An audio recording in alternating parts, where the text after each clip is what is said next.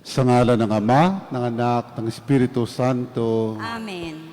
sumainyo ang Panginoon. At sumaiyo rin. Mga kapatid, aminin natin ating mga kasalanan upang tayo maging marapat kumanap sa banal na pagdiriwang. Inaamin ko sa makapangyarihang Diyos at sa inyo mga kapatid, na lubha akong nagkasala sa isip, sa salita at sa gawa, at sa aking pagkukulang. Kaya isinasamo ko sa mahal na Birheng Maria, sa lahat ng mga anghel at mga banal, at sa inyo mga kapatid, na ako'y ipanalangin sa Panginoong ating Diyos. Kawan tayo ng makapangyarihang Diyos, patawarin tayo sa ating mga kasalanan, at patnubayan tayo sa buhay na walang hanggan. Amen. Panginoon, kaawaan mo kami. Panginoon, kaawaan mo kami. Kristo, kaawaan mo kami. Kristo, kaawaan mo kami. Panginoon, kaawaan mo kami. Panginoon, kaawaan mo kami. Manalangin tayo. Ama naming makapangyarihan, pakundangan sa pagpapakumbaba ng anak mong masunurin, ibinangon mo sa pagkadapang sangkatauhang masuwayin. Ipagkaloob mo sa amin ang banal na kagalakan upang kaming sinagip mo sa kaalipinan ay magkamit ng iyong ligayang walang katapusan. Sa pamamagitan ni Jesucristo kasama ng Espiritu Santo, magpasawalang hanggan. Amen.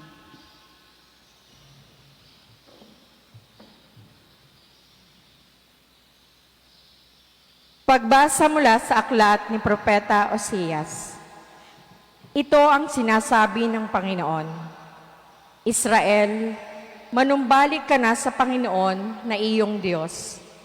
Ang pagbaksak mo ay bunga ng iyong kasamaan. Dalhin ninyo ang inyong kahilingan. Lumapit kayo sa Panginoon at sabihin ninyo, patawarin mo na kami. Kami iyong kahabagan at tanggapin. Maghahandog kami sa iyo ng pagpupuri. Hindi kami mailigtas ng Assyria. Hindi kami sasakay ng mga kabayo. Hindi na namin tatawaging Diyos ang mga larawang ginawa lamang ng aming mga kamay. Sa iyo lamang nakasusumpong ng awa ang mga ulila. Sabi ng Panginoon, patatawarin ko na ang aking bayan. Mamahalin ko sila ng walang katapusan, sapagkat mapapawi na ang aking galit. Ako'y matutulad sa hamog na magpapasiriwa sa Israel at mamumulaklak siyang gaya ng liryo. Mag-uugat na tulad ng matibay na punong kahoy. Dadami ang kanyang mga sanga. Gaganda siyang tulad ng puno ng olibo at hahalimuyak gaya ng Libano. Magbabalik sila at tatahan sa ilalim ng aking kalinga. Sila'y yayabong na gaya ng isang halamanan, mamumulaklak na parang punong ubas, at ang bangoy katulad ng alak mula sa Libano. Ephraim, lumayo ka na sa mga Diyos-Diyosan. Ako lamang ang tumutugon at nagbabantay sa iyo. Ako'y katulad ng sipres na laging luntian, at mula sa akin ang iyong bunga. Ang mga bagay na ito'y dapat unawain ng matalino at dapat mabatid ng marunong. Matuwid ang mga daan ng Panginoon at doon tumatahak ang mabubuti. Ngunit madarapa ang mga ngahas na sumuway. Ang salita ng Diyos. Salamat sa Diyos. Salmong tugunan. Pupurihin ko kailanman ang dakila mong pangalan. Pupurihin ko kailanman ang dakila mong pangalan. Ako'y kaawaan, o mahal kong Diyos, sang-ayon sa iyong kagandahang loob. Mga kasalanan ko'y iyong pawiin, ayon din sa iyong pag-ibig sa akin. Linisin mo sana ang aking karumhan at ipatawad mo yaring kasalanan. Pupurihin ko kailanman ang dakila mong pangalan. Nais mo sa akin isang pusong tapat, puspusin mo ako ng dunong mong wagas. Ako ay linisin, sala ko'y hugasan, at ako'y puputi ng walang kapantay. Pupurihin ko kailanman ang dakila mong pangalan. Isang pusong tapat sa aking likhain. Bigyan mo, O Diyos, ng bagong damdamin. Sa iyong harapay, huwag akong alisin. Ang Espiritu mo ang papaghariin. Pupurihin ko kailanman ang dakila mong pangalan. Ang galak na dulot ng iyong pagliligtas, ibalik at ako ay gawin mong tapat. Turuan mo akong makapagsalita at pupurihin ka sa gitna ng madla. Pupurihin ko kailanman ang dakila mong pangalan.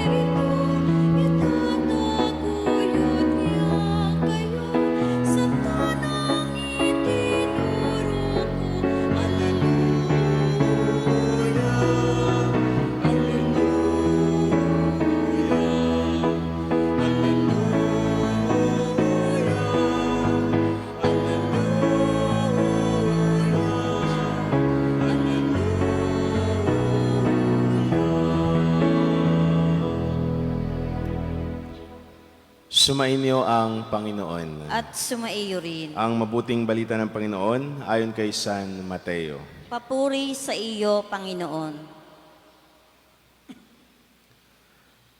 Noong panahong iyon, sinabi ni Jesus sa kanyang mga apostol, "Ngayon, sinusugo ko kayo na parang mga tupa sa gitna ng mga asong gubat. Maging matalino kayo, gaya ng mga ahas, at matapat gaya ng mga kalapati. Mag-ingat kayo sapagkat may mga taong magkakanulos sa inyo sa mga hukuman at hahagupitin nila kayo sa mga sinagoga. Dahil sa akin, ihaharap kayo sa mga gobernador at mga hari at magpatotoo kayo sa harapan nila at ng mga hintil.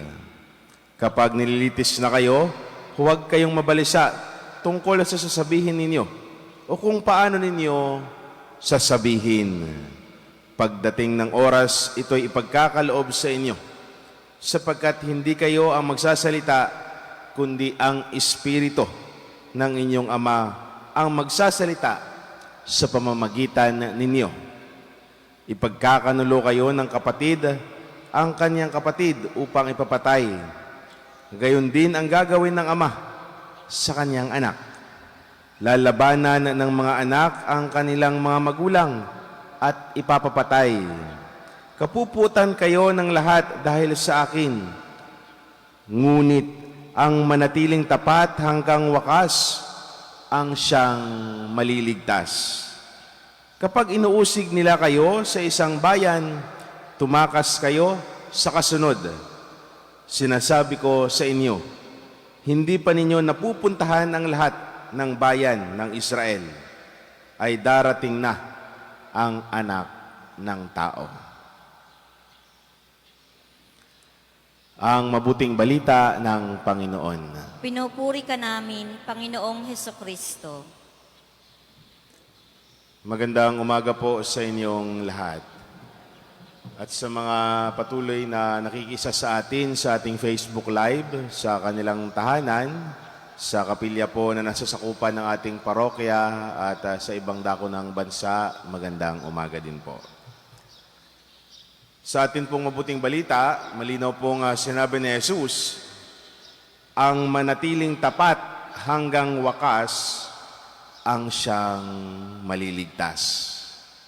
Kung mapapansin ho natin, simula ho nung Lunes hanggang ngayon, ay makikita natin kung paano ang paghahabilin ni Jesus sa kanyang mga apostol. Marami ho siyang ibinibigay na mga altuntunin sa kanilang paghayo at pagpapahayag ng mabuting balita. Pansin ho natin noong sinugo ang mga apostol ni Kristo, ay sinabihan niya na hindi magiging madali ang kanilang paglalakbay. No? Sa mga magulang ho na narito ay talagang makikita ho ninyo ito, at ito'y personal ninyong nararanasan din. Kapag meron kayong anak na aalis, di ba't ang dami ninyong habilin din? Pagka pupunta ka sa isang lugar, dapat ikaw ay marunong magrespeto. Pupunta ka sa isang lugar, dapat ay ikaw ay magiging mabait. Ikaw ay sumunod sa mga tao sapagkat hindi mo ito lugar. Alam nyo ho, nung ako ay umalis din sa amin, nung pumasok ako ng seminaryo, dahil ako nga ho ay taga Mindanao, noong paalis na ho kami, ang dami-daming habilin sa akin ng aking inay. At sabi ng aking inay ay dahil ang pupuntahan mo ay mga Tagalog iyon, ay marunong kang rumispeto sa kanila at ibang tao ang makakasalamuha mo. At ang habilin pa sa akin kung paano ka sumunod dito sa bahay, ay ganun din sana ang iyong pagsunod sa kanila. Sapagkat hindi mo naman sila kilala at wala kang kamag-anak doon. Siyempre, sa paghahabilin ng aking inay, ay may halo pang luha-luha iyon habang siya ay nagsasalita. Ako naman, hindi ko naman pinapahalata na siyempre ako'y malungkot din para hindi madagdagan yung luha. Pero yung paalala sa akin ng aking inay na sumunod at marunong rumispeto, ayun ho ang aking bit nung ako'y pumunta ho dito sa Batangas. At nung una ho akong dumating dito sa Batangas, medyo culture shock dahil sa amin ay Ilonggo ho kami, medyo malambing. Pagdating ko naman ho dito sa Batangas, ay magkadais na nagsisigawan pa. Parang akala mo kabilang bukid. Pero ho yun yung kultura ng mga Batanggenyo. Talagang ganun ang kanilang kinagisnan. At nung habang tumatagal, at ako'y nakikibagay sa aking mga kaseminarista, ay unti-unti na rin na kahit na kapag ang kausap ay kalapit lamang, ay ganun na rin. Medyo nasisigaw na rin, nakukuha na rin. Sapagkat naandoon natutunan ko sa aking magulang na irespeto ang bawat isa. Tingnan ang kultura at makisama, makiisa sa kung saan ka pupunta. Pero ano ho ang paalala ni Jesus? Nakakatakot ho ang paalala ni Jesus sa kanyang mga apostol. Sapagkat sinabi ni Jesus, humayo kayo na parang mga tupa sa gitna ng asong gubat. Ito ho ang patuloy na pagsugo ni Jesus sa kanyang 12 apostol upang ipahayag ang mabuting balita ukol sa paghahari ng Diyos. Magpapahayag ka na nga pero sinabihan ka pa ni Jesus na talagang marami kayong pagdadaanan at haharapin. Nagbigay ng paalala si Kristo sa kanyang mga alagad na sila isusugo bilang mga tupa sa gitna ng asong gubat. Kaya narinig natin ang posibleng banta sa buhay ng mga apostol habang sila'y nangangaral. Subalit ano ho ang binigay ni Jesus din para maging panatag sila? Ang kanilang misyon at ang pananampalataya sa iba't ibang sambahayan sa nayon ng bayan ng Israel. Ang palalimin nila ang pananalig nila kay Kristo. Yun ho ang sinabi ni Jesus sa kanila, huwag kayong mag-alala, hindi ko kayo pababayaan. Di ba't ganun din sa ating buhay? Kapag tayo ay nagtatrabahong tapat, Kunwari, kahit anumang trabaho, kapag ka ikaw ay tapat, marami ho talagang magtutulig sa iyo. Pero madalas, kung minsan masasabi mo sa sarili mo, kung sino pa yung mga gumagawa ng mga kamalian, ay kung minsan sila pa yung maayos, sila pa yung maganda ang tingin ng mga tao. Pero ano ang sinasabi ni Kristo? Manatili kayo. Ang manatili sa akin ng tapat ay siyang maliligtas. Kita ho ng Diyos kung ano ho ang ginagawa natin. Kaya kung nakakaligtas tayo dito sa lupa, sa ating mga ginagawa, hindi tayo makakaligtas sa Diyos. Kung akala natin ang ginagawa nating masama ay nakakabuti sa atin dito sa lupa, hindi ho makakaligtas sa Diyos ang ginagawa natin. Kaya ho ito ang pinanghawakan ng mga apostol na sa kanilang pananatili kay Kristo, kay Jesus, ang siyang magliligtas sa kanila. Kaya itong pahayag ng Panginoon ay dapat magsilbing kalakasan natin upang maging matatag ang ating misyon bilang mga saksi. Alam natin na ang daming darating na banta, lalong-lalo na ang mga taong pagtatawanan tayo dahil tayo ay may mabuting relasyon sa Panginoon. Kaya harinawa, tayong lahat ay magsumikap na maging matapat na mga alagad niya. Lalo na sa paglilingkod natin sa simbahan. Kita ho natin yan. Kapag ikaw ay naglilingkod sa simbahan at ikaw ay nagiging tapat sa Kanya, ay kahit kuminsan ay kapwa lingkod, ay sisiraan, yun ho nakakalungkot. Na sana tayong mga lingkod, ay sa halip na siraan mo ang iyong kapwa lingkod, ay bakit kaya hindi ka magiging masaya? Dahil siya ay naglilingkod ng tapat. Sana mga kapatid, ito ho ay paalala sa atin sa sinabi ni Jesus na ang manatiling tapat hanggang wakas ang siyang maliligtas. Ito ho sana ang ating ikintal sa ating mga puso't isipan na sana sa paggawa natin ng mga bagay, lagi tayong manatiling tapat sa Kanya. Sapagkat alam natin na kung makakaligtas man tayo dito sa lupa, ay hindi tayo makakaligtas sa paningin ng Diyos. Tandaan natin ang sinabi niya, ang manatiling tapat hanggang wakas, ang siyang maliligtas. Muli, isang magandang umaga sa inyong lahat.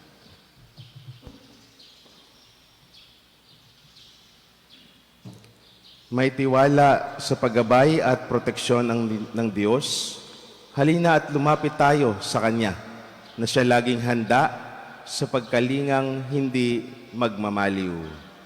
Ama, ipadala mo sa amin ang iyong Espiritu. Ama, ipadala mo sa amin ang iyong Espiritu.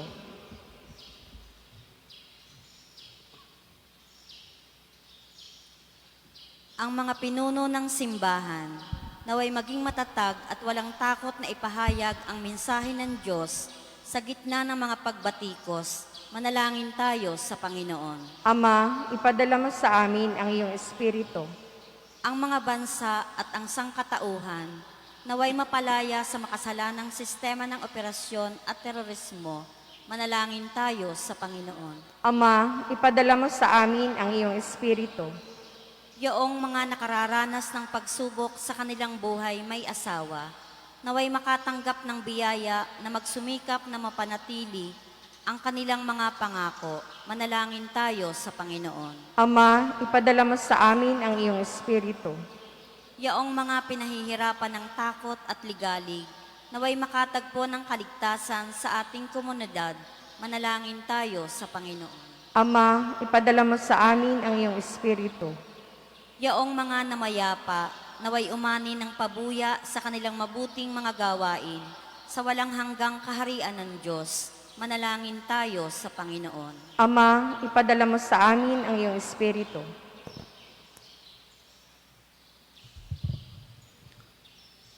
Ama, ikaw ang pinagmulan ng buhay.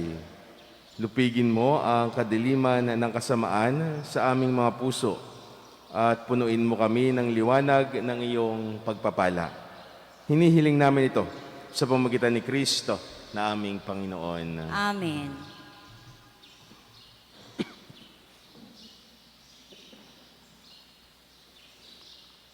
Kapuri-puri ka Diyos, amang lumikha sa sanlibutan. Sa iyong kagandahang loob, narito nga may iaalay mula sa lupa at buwan namin pagawang tinapay na ito para maging pagkaing nagbibigay buhay. Kapuri-puri ang poong may kapal, ngayon at kailanman.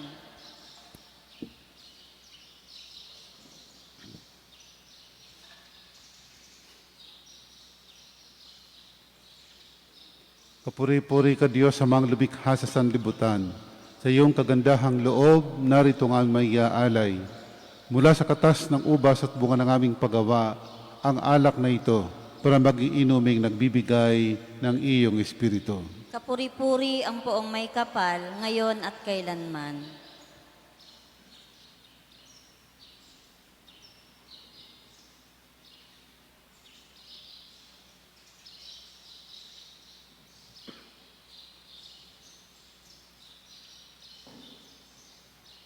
Manalangin kayo mga kapatid upang paghahain natin ay kalugdan ng Diyos, amang makapangyarihan. Tanggapin nawa ng Panginoon itong paghahain sa iyong mga kamay, sa kapurihan niya at karangalan, sa ating kapakinabangan at sa buong sambayanayang banal. Ama naming lumikha, ang paghahain namin sa iyong angkan ay sinawang sa amin ay dumalisay, upang ito ay maging pagganap araw-araw ng aming paglipat sa buhay sa kalangitan. Sa pamamagitan ni Jesucristo kasama ng Espiritu Santo, magpasawalang hanggan. Amen. Sumainyo ang Panginoon. At sumaiyo rin. Itaas sa Diyos ang inyong puso at diwa. Itinaas na namin sa Panginoon. Pasalamatan natin ang Panginoong ating Diyos. Marapat na siya ay pasalamatan. Ama naming makapangyarihan, tunay ngang marapat kami aming pasalamatan sa pamamagitan ni Jesucristo naming Panginoon.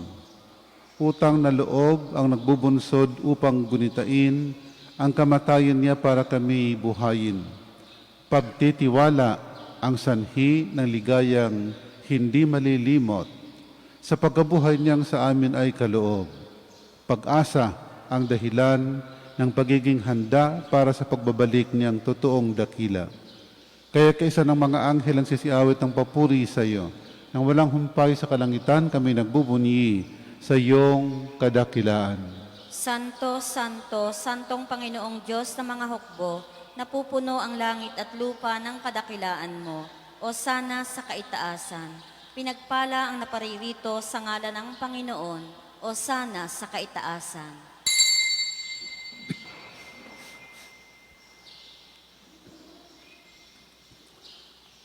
Ama naming banal, ikaw ang bukal ng tanang kabanalan. Kaya't sa pamamagitan ng Espiritu gawin mong banal ang mga kaloob na ito, upang para sa aming maging katawan at dugo ng aming Panginoong Jesucristo. Bago niya pinagtiis ang kusang loob na maging handog, hinawakan ng tinapay, pinasalamatan kanya, pinaghati-hati niya yon, inabot sa kanyang maalagad at sinabi, tanggapin ninyong lahat ito at kanin. Ito ang aking katawan na hahandog para sa inyo.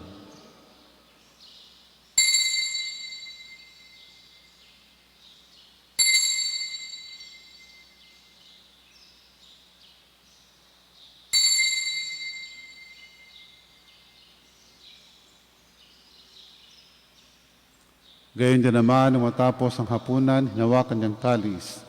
Muli kanyang pinasalamatan. Inabot niyang kalis sa kanyang malagad at sinabi, tanggapin niyo lahat ito at inumin. Ito ang kalis ng aking dugo, ng bago at walang hanggang tipan. Ang aking dugo nibubuhos para sa inyo at para sa lahat sa pagpapatawad ng mga kasalanan. Gawin ninyo ito sa pag-alaala sa akin.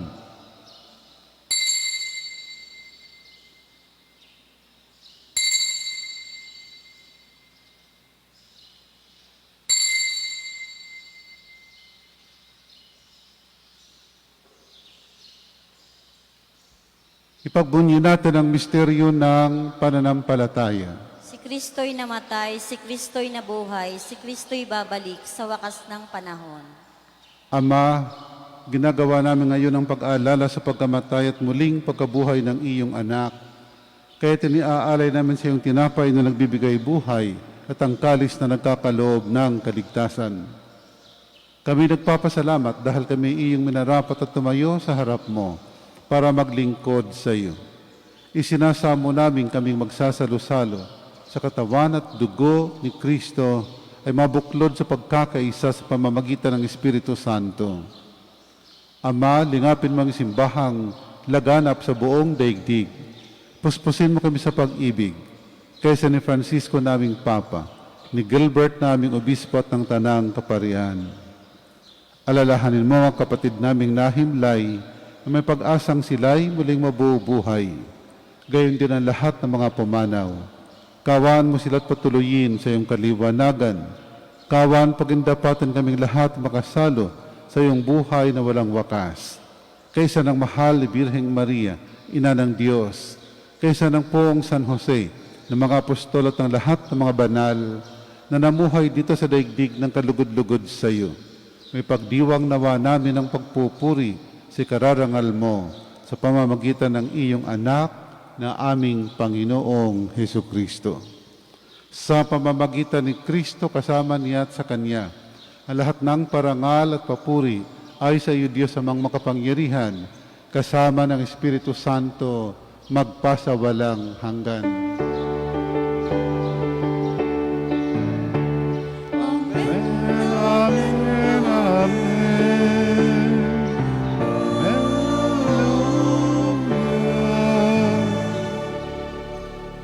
Sa pamamagitan ni Kristo kasama niya at sa Kanya, ang lahat ng parangal at papuri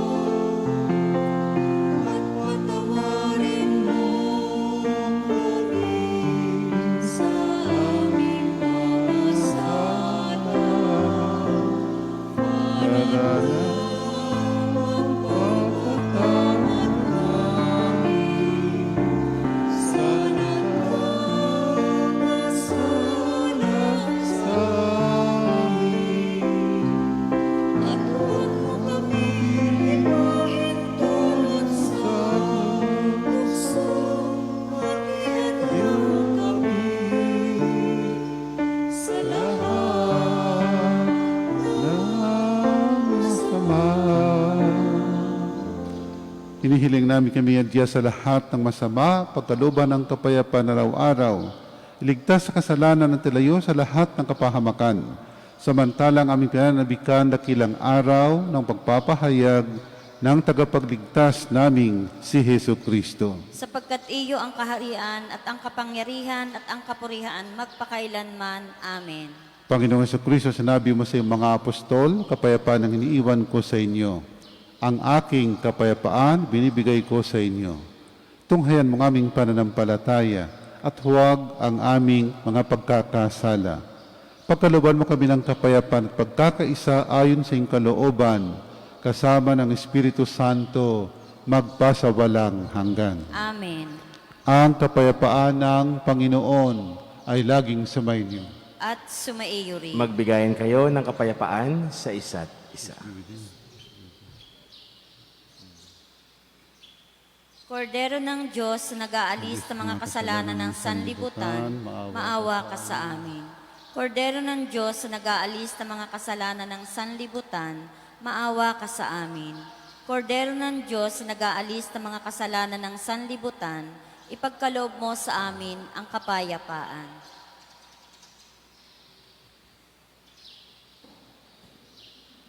Mga kapatid, narito si Kristo, ang kordero ng Diyos na nag-alis sa mga kasalanan ng sanlibutan. Mapalad tayong nanyayahan sa kanyang piging. Panginoon, hindi ako karapat-dapat na magpatuloy sa iyo, ngunit sa isang salita mo lamang ay gagaling na ako.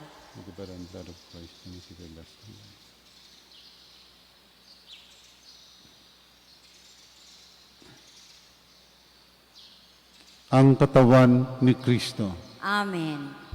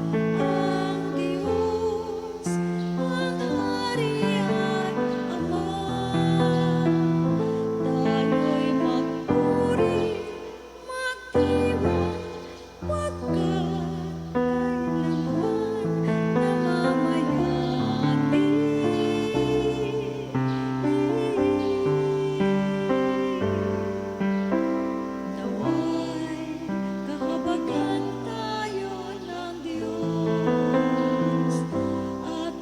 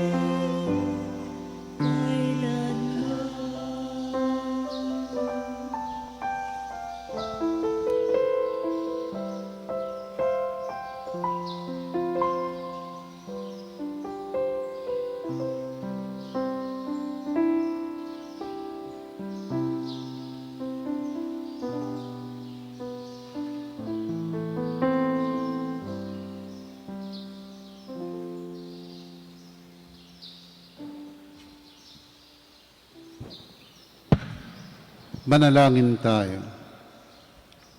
Ama naming mapagmahal, kaming iyong pinapakinabang ay loobin mong laging lumingon sa pinanggalingan nang tinanggap namin ngayon para pagsaluhan sa pamamagitan ni Hesukristo kasama ng Espiritu Santo magpasawalang hanggan. Amen. Sumainyo ang Panginoon. At sumaiyo rin. Pagpalain ka ng makapangyarihang Diyos, Ama, Anak at Espiritu Santo. Amen. Ang banal na misa ay naialay na, humayon taglayang kapayapaan at pag-ibig ng Diyos. Salamat Sa Diyos.